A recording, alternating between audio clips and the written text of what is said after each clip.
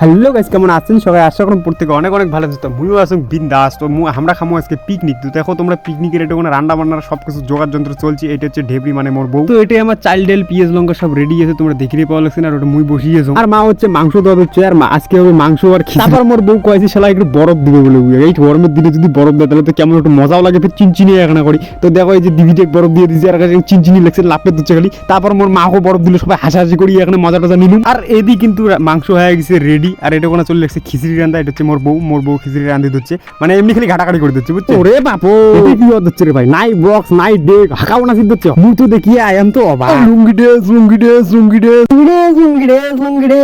তারপর এটা এসে মুইও ওখানে দেখলুম যে ইমরাও নাচি দিচ্ছে, তা মুইও ওখানে নাচি নিলুম। তাই এটা ওখানে নাচ দেখো বাচ্চা কাচ্চাগুলো। ফাইনালি আমার কিন্তু এটা রান্না বান্না কিন্তু কমপ্লিট। তো অলরেডি সবাই বসি বুঝছে খাওয়ার না, মোর মা ও মোর বাপ আর মোর বউ ওটি কোনো তাকে দেখি দিচ্ছে যে আমরা ততক্ষণ খাই, তোমরা ভিডিওটা লাইক করে সাবস্ক্রাইব করে পাশে থাকো।